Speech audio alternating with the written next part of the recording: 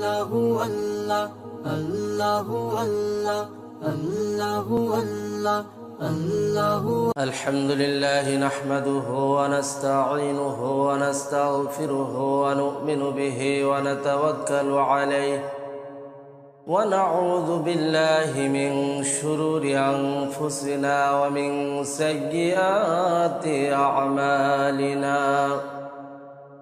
من يهده الله فلا مضل له ومن يضلله فلا هادي له ونشهد أن لا إله إلا الله وحده لا شريك له ونشهد أن سيدنا وسندنا وحبيبنا وطبيبنا ومولانا محمدا عبده ورسوله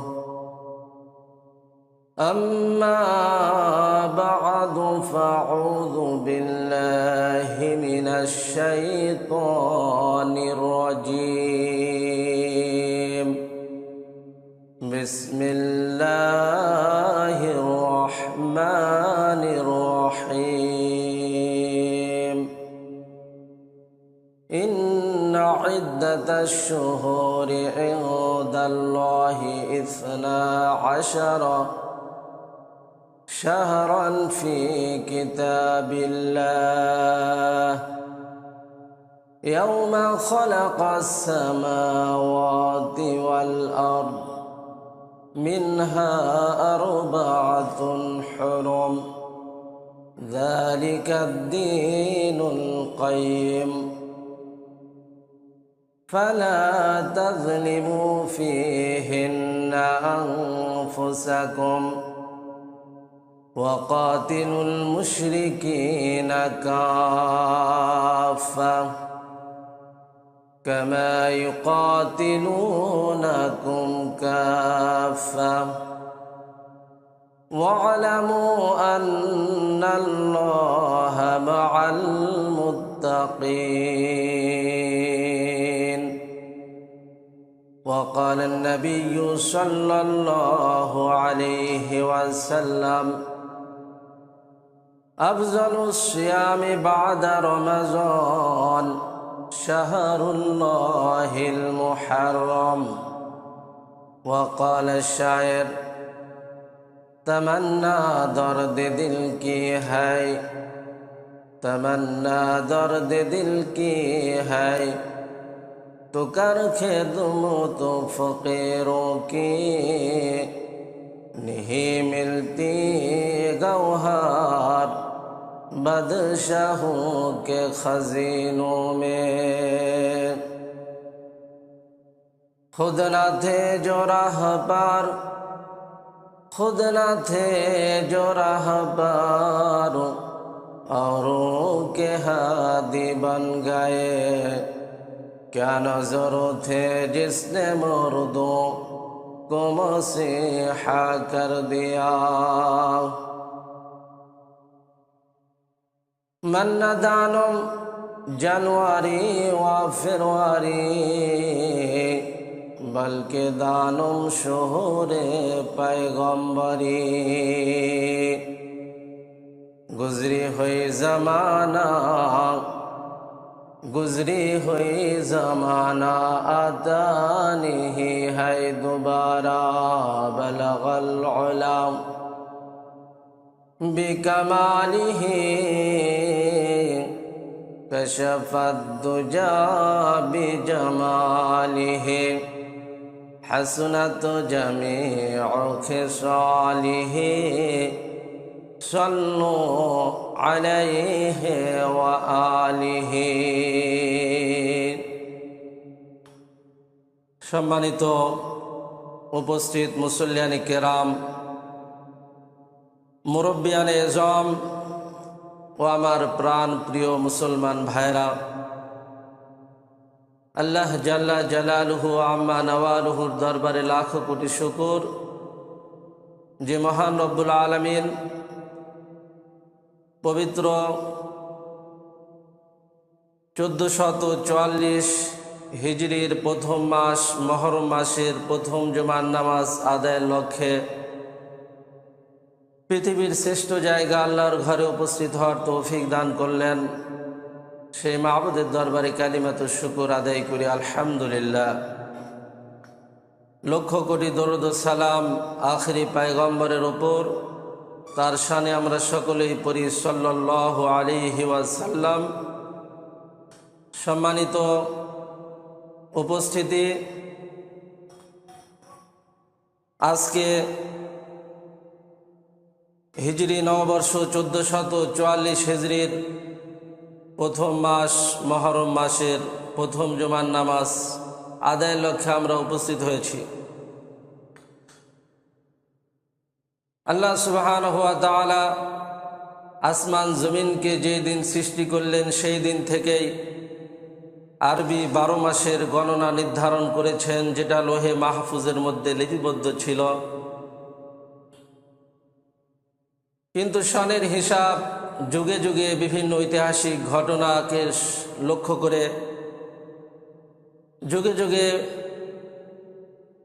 সনের গণনার সূচনা করেছিলেন। যেমন ইব্রাহিম আলাইহিস সালামকে যখন অগ্নিকুণ্ডে নিক্ষেপ করল, সেই সময় থেকে সে যুগের মানুষেরা সনের গণনা চালু করেছিল।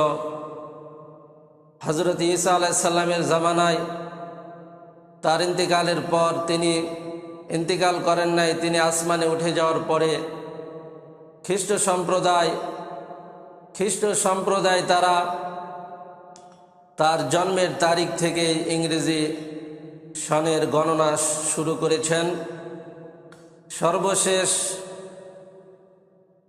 আব্রাহা বাদশাহ যখন বাইতুল্লাহর উপর হস্তি বাহিনী নিয়ে আক্রমণ করলো, সেই ঘটনার প্রেক্ষাপটে সে যুগের মানুষরা সনের গণনা শুরু করেছিল।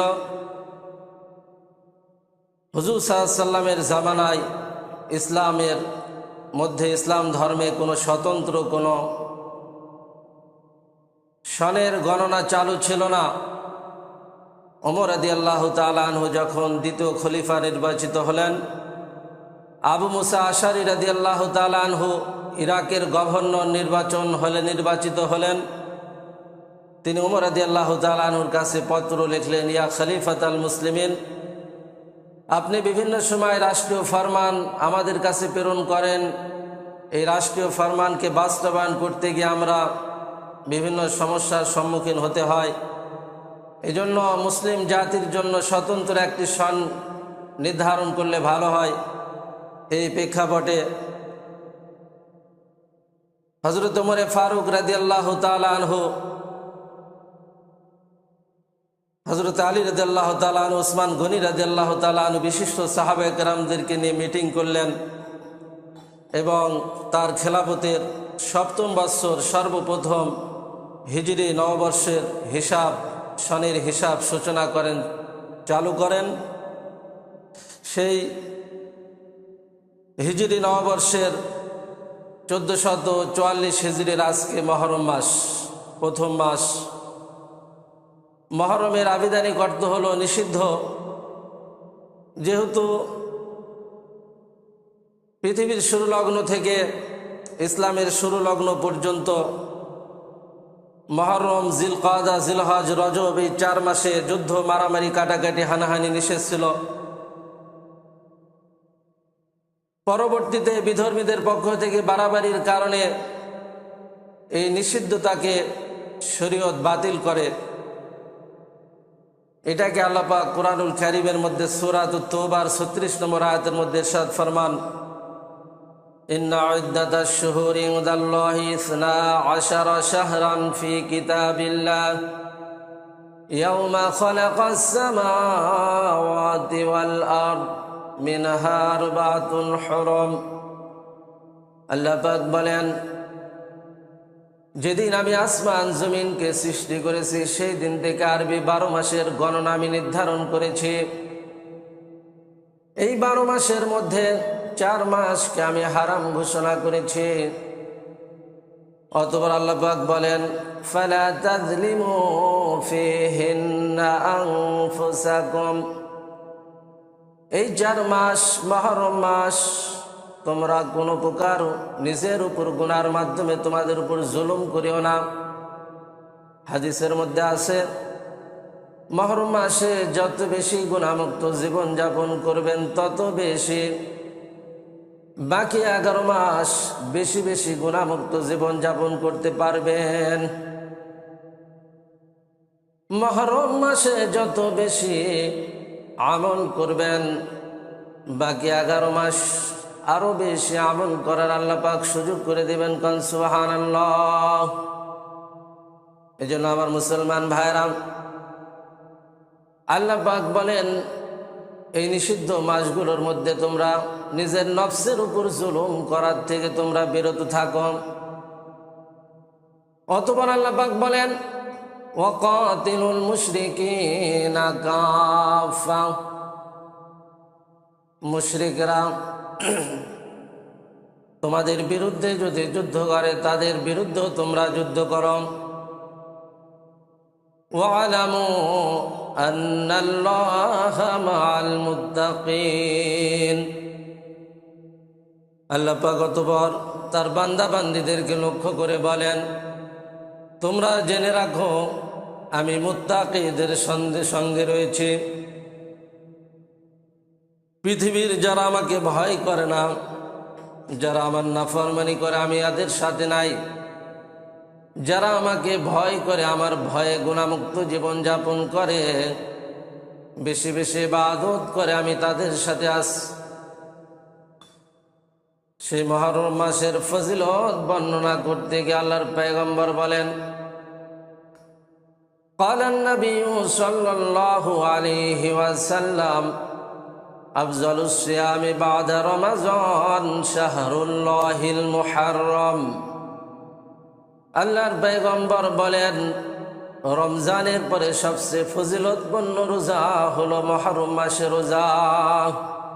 শুধু তাই নয়, قال النبي صلى الله عليه وسلم صيام يوم عاشوراء إني أحتسب على الله أن يكفر السنة التي قبله। আল্লাহর পয়গম্বর বলেন, আশুরার রোজা যারা একটি রোজা পালন করবে, আল্লাহর পয়গম্বর বলেন বিগত 1 বছরের গুনাহ খাতা আল্লাহ পাক মার্জনা করে দিবেন। হযরত আব্দুল্লাহ ইবনে আব্বাস রাদিয়াল্লাহু তাআলা আনহু থেকে বর্ণিত, আল্লাহর পয়গম্বর সাল্লাল্লাহু আলাইহি ওয়াসাল্লাম পবিত্র মক্কা ভূমি জন্মভূমি ত্যাগ করে রাতের অন্ধকারে যখন হিজরত করে মদিনাতুল মুনাওয়ারাতে গেলেন, আল্লাহর পয়গম্বর মদিনার ইহুদি সম্প্রদায়কে দেখতে পেলেন তারা আশুরার দিনে রোজা পালন করেন। আল্লাহর পয়গম্বর জিজ্ঞাসা করলেন, তোমরা কি কারণে আশুরা রোজা পালন করো? মদিনার ইহুদিরা বলল, আমাদের নবী মুসা আলাইহিস সালাম বনী ইসরাইলদেরকে নিয়ে লোহিত সাগর নীল নদ পাড়ি দিয়েছিলেন। আল্লাহ পাক তাদের নির্যাতন থেকে মুক্তি দিয়েছিলেন এর আশুরার দিনে। ফিরআউন তার বাহিনীদেরকে আল্লাহ পাক সমূলে ধ্বংস করেছিলেন। এর শুকরিয়া আদায় করার জন্য বনী ইসরাইল আল্লাহর পয়গম্বর মুসা কালিমুল্লাহ আশুরার দিনে রোজা পালন করেছিলেন। এর স্মরণ করতে গিয়ে অনুসরণ করতে গিয়ে আমরা রোজা পালন করি। আল্লাহর পয়গম্বর বললেন, নাহনু আহাক্কু বিমূসা মিনকুম ফাসামাহু আমারা বিসিয়ামিহি। আল্লাহর পয়গম্বর বলেন, ওই ইহুদ সম্প্রদায় তোমাদের থেকে মুসা কালিমুল্লাহর সঙ্গে আমার সম্পর্ক বেশি, কারণ সেও নবী আমিও নবী। অতঃপর আল্লাহর পয়গম্বর আশুরার দিনে রোজা পালন করলেন, উম্মতদেরকেও রোজা পালন করার জন্য নির্দেশ দিলেন। হাদিসের মধ্যে আছে আল্লাহর পয়গম্বর 4টি আমল জীবনেও ছাড়েন নাই। 1 নম্বর হলো আরাফাত দিনের রোজা কোনোদিন ছাড়েন নাই। 2 নম্বর, প্রতি মাসের আয়ামে বীজের 3 দিন 13, 14, 15 তারিখে রোজা কোনোদিন ছাড়েন নাই। 3 নম্বর, ফজরের 2 রাকাত সুন্নতকে কোনোদিন ছাড়েন নাই, না পড়তে পারলে কাজা করতেন। 4 নম্বর মুহররমের আশুরা রোজা আল্লাহর পয়গম্বর কোনোদিন ছাড়েন নাই। এজন্য আমার মুসলমান ভাইরা, আশুরার অনেক ফজিলতার কারণ হলো আল্লাহ রাব্বুল আলামিন পৃথিবীর সুরলগ্ন থেকে বিভিন্ন সময় ঐতিহাসিক ঘটনা আল্লাহ পাক ঘটিয়েছিলেন। আশুরার দিনে আল্লাহ রাব্বুল আলামিন আদম আলাইহিস সালামকে সৃষ্টি করেছিলেন, জান্নাত থেকে দুনিয়াতে নিক্ষেপ করেছিলেন। জাবালে রহমতের পাদদেশে তাদের তওবা কবুল হয়েছিল। শুধু তাই নয়, হযরত ইউনূস আলাইহিস সালাম 40 দিন মাছের পেটে ছিলেন। আশুরার দিন মাছের পেট থেকে তিনি মুক্তি পেয়েছিলেন, তার কওমের তওবা আল্লাহ পাক কবুল করেছিলেন। মুসা সাল্লাম আশুরার দিনে ফেরাউনের নির্যাতন থেকে মুক্তি পেয়েছিলেন, আল্লাহ পাক তাদেরকে ধ্বংস করেছিলেন। হযরত ইউসুফ আলাইহিস সালাম কূপ থেকে আশুরার দিনে মুক্তি পেয়েছিলেন। হযরত ঈসা সাল্লাম আসমানে তাকে উঠিয়ে নেওয়া হয়েছিল এই মুহররম মাসের 10 তারিখে। আর এই পৃথিবীকে আশুরার দিনে মুহররম মাসের 10 তারিখ জুমার দিন আল্লাহ পাক ধ্বংস করে দিবেন। এগুলো ঐতিহাসিক ঘটনার কারণে আল্লাহ রাব্বুল আলামিন মুহররম মাসের আশুরার দিনের ফজিলত এত বৃদ্ধি করেছেন। আমাদের সমাজের মধ্যে বিশেষ করে শিয়া সম্প্রদায়, তারা মনে করে ইরাকের ফোরাত নদীর প্রান্তে, কারবালার প্রান্তে আল্লাহর পয়গম্বর সাল্লাল্লাহু আলাইহি সাল্লামের আদরের দুলাল নাতি ফাতেমা রাদিয়াল্লাহু তাআলা আনহার সন্তান আলী রাদিয়াল্লাহু তাআলা আনহুর ছেলে জান্নাতি বালকদের সরদার হোসেন রাদিয়াল্লাহু তাআলা আনহু 61 হিজরিতে কারবালার প্রান্তে আহলে বায়ত 72 জন সদস্যকে নিয়ে নির্মমভাবে শাহাদত বরণ করেছিলেন। এই জন্য আশুরার দিনে শিয়া সম্প্রদায়, বেদাতি সম্প্রদায়েরা তারা মিছিল বাহির করে, রেলি বাহির করে, হাই হুসাইন হাই হুসাইন করে তারা এরকম পিঠের মধ্যে তারা আঘাত করে রক্ত প্রবাহিত করে। তারা মনে করে কারবালার ঘটনার কারণে আশুরার এত ফজিলত, এগুলো হলো মিথ্যা কথা। কারণ আল্লাহর পয়গম্বর সাল্লাল্লাহু আলাইহি ওয়াসাল্লাম তখন হুসাইন রাদিয়াল্লাহু তাআলা আনহু শাহাদত বরণ করেন নাই। তার জীবদ্দশায়, তার শাহাদতের 60 বছর পূর্বেই তিনি আশুরার ফজিলত বর্ণনা করলেন। এজন্য আমার মুসলমান ভাইরা, এজন্য আল্লাহর পয়গম্বর বলেন, যদি কোনো মানুষ মারা যায় 3 দিন শোক পালন করা যায়, যার পর হারাম। আর স্বামী যদি মারা যায়, স্ত্রী 4 মাস 10 দিন ইদ্যত পালন করবে, আর বেশি পালন করতে পারবে না। এজন্য আমার মুসলমান ভাইরা, আশুরা যখন আমাদের মাঝে আসে তখন আমরা বেদাত, কুসংস্কার, কার্যকলাপ থেকে বিরত থেকে আমরা এই দিনে রোজা পালন করব, বেশি বেশি আমল করব, জিকির করব, কোরআন তেলাওয়াত করব।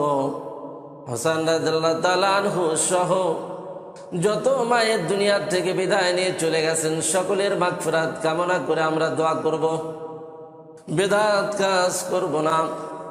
তাহলে ইনশাল্লাহ আমরা আশুরা রোজার ফজিলত, আশুরার দিনে রোজার দিনের ফজিলত আমরা অর্জন করতে পারবো। কথা বলেন ঠিক কিনা? এই জন্য আমার মুসলমান ভাইরা,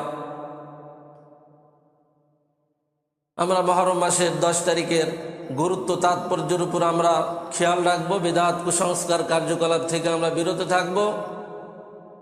আর আশুরা মুহররম মাস আমাদেরকে শিক্ষা দেয়, যুগে যুগে হকের সাথে বাতিলের টক্কর হয়েছিল, হক আর বাতিলের সংঘর্ষ হয়েছিল। হযরত ইব্রাহিম খলিলুল্লাহ নমরুদের বাতিলের কাছে কখনো মাথা নত করেন নাই।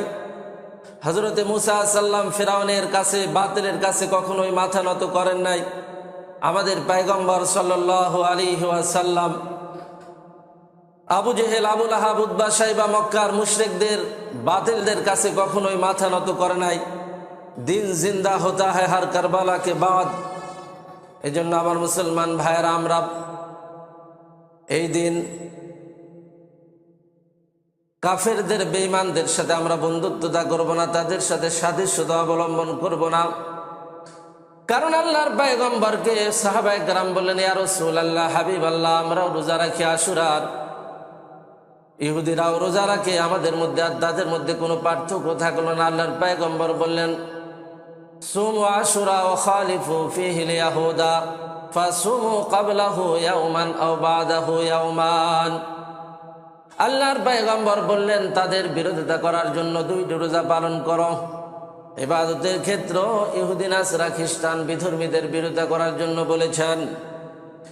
এই জন্য তাদের সাথে তাল মিলিয়ে আমরা যখন আমাদের মুসলমানেরা মারা যায়, বিধর্মীরা 1 মিনিট নীরবতা পালন করে, আমরাও নীরবতা পালন করলাম।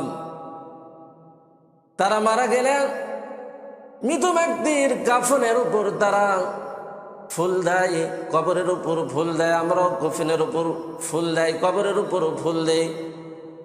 31st নাইট যখন আসে, নববর্ষ যখন আসে, তারাও হোটেলের মধ্যে মদ খায়, সমুদ্র সৈকতের মধ্যে তারা মদ খায়, গান গায়, মুসলমানেরও গান গায়, ডান্স দেয়। আল্লাহর পয়গম্বর বলেন, মান তাশাব্বাহা বিকওমিন ফাহুয়া মিনহুম, যে জাতির সাথে সম্পর্ক রাখবে তার সাথে হাসর নাসর হবে। এজন্য আমার মুসলমান ভাইরা, আমরা সব সময় তাদের সাদৃশ্যতা থেকে আমরা বিরত থাকব। সব সময় মুসলমান ইসলাম ধর্ম, কোরআন হাদিস যেভাবে আমাদেরকে চলতে বলে সেইভাবে আমাদের জীবনকে পরিচালনা করার জন্য চেষ্টা করব। আর একটি কথা, মুহররম, আশুরা আমাদেরকে শিক্ষা দেয় আল্লাহর নিয়ামতের শুকরিয়া আদায় করার জন্য। কারণ আল্লাহ পাক বলেন, লাইন শাকারতুম লাযীদান্নাকুম ওয়া লাইন কাফারতুম ইন্না আযাবি লাশাদীদ। আল্লাহ পাক বলেন, ও জগতের মানুষেরা, তোমরা যদি আমার শুকরিয়া, নিয়ামতের শুকরিয়া আদায় করো, আমি তোমাদের নিয়ামতকে বৃদ্ধি করে দিব। যদি আমার শুকরিয়া আদায় না করো, তোমরা জেনে রাখো আমার আযাব অতি কঠিন। এই জন্য মুসা সাল্লাম, বনি ইসরায়েল, আল্লাহর পয়গম্বর, সাহাবায়ে কেরাম শুকরিয়া আদায় করে আশুরার দিনে রোজা পালন করেছিলেন। এজন্য আল্লাহ পাক আমাদেরকে যত নিয়ামত দান করেছেন, প্রত্যেকটা নিয়ামতের আমরা যদি শুকরিয়া আদায় করতে পারি, আল্লাহ রাব্বুল আলামিন তার নিয়ামতকে আরো বেশি করে দিবেন। যদি আমরা শুকরিয়া আদায় না করি, আল্লাহ পাক তার নিয়ামতকে ছিনিয়ে নেবেন। এজন্য কিতাবের মধ্যে লেখে, মুসা কালিমুল্লাহ একদিন তুর পাহাড়ে যায়। একজন ধনী মানুষ বলে, ও আল্লাহর পয়গম্বর, আল্লাহ পাককে জিজ্ঞাসা করবেন আমার কোন কাজ করলে সম্পদ কমে যাবে। চলতেছেন আর একটা ঝুপড়ির মধ্যে একটা মহিলা, সম্পদ নাই, গরিব মানুষ। মুসা কালিমুল্লাহকে বললেন, আল্লাহ পাককে জিজ্ঞাসা করেন, আল্লাহ পাক কেন এত অভাব অনটের মধ্যে আমাকে রেখেছেন। মুসা সাল্লাম তুর পাহাড় থেকে যখন ওই মহিলার কাছে আসলেন, মহিলাকে বললেন, আল্লাহ পাক বলেছেন তোমাকে অনেক নিয়ামত আল্লাহ পাক দান করেছেন, চক্ষু দান করেছেন, হাড় দান করেছেন, লক্ষ কোটি টাকার পার্স দান করেছেন, তুমি শুকরিয়া আদায় করো, তোমার নিয়ামতকে আল্লাহ বৃদ্ধি করে দিবেন। মহিলা না শুকরিয়া আদায় করে বললেন, আল্লাহ পাক নাউজুবিল্লাহ, কি দিয়েছেন? কিছুই তো দেয় নাই। আল্লাহ পাক সাথে সাথে যে ঝুপড়ির বাড়ি ছিল এই নিয়ামতকেও ছিনে নিলেন। আর ধনী ব্যক্তিকে বললেন, আল্লাহ পাক বলেছেন তুমি যদি আল্লাহ পাকের অকৃতজ্ঞ হও, শুকরিয়া আদায় না করো, তাহলে আল্লাহ পাক তোমার নিয়ামতকে কমায় দিবে। এই জন্য আমার মুসলমান, আশুরা আমাদেরকে শিক্ষা দেয় যে আল্লাহ পাকের সমস্ত নিয়ামতের শুকরিয়া আদায় করার জন্য। এই জন্য আমাদের ইমানকে মজবুত করতে হবে। এই জন্য কবি বলেন, ইমানের উপর অবিচল থেকে আমার মরণ যেন হয়। যে ইমান প্রয়োজনে জ্বলে ওঠে না, যে ইমান প্রয়োজনে জ্বলে ওঠে না, যে ইমান সত্য ন্যায়ের কথা বলে না, সে ইমান শুধু ফাঁকা মাঠের বলি ছাড়া আর কিছুই নয়। ঈমান হলো মুনাফিকের ঈমান।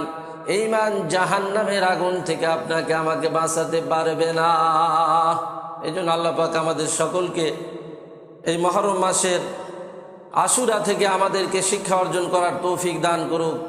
আল্লাহ পাক যেন আমাদের ঈমানকে মজবুত রাখেন, বেঈমানদের সাথে যেন কখনোই আমরা আপোষ না করি, আমরা যেন পরিপূর্ণ কামেল মুমিন হয়ে কবরে যেতে পারি।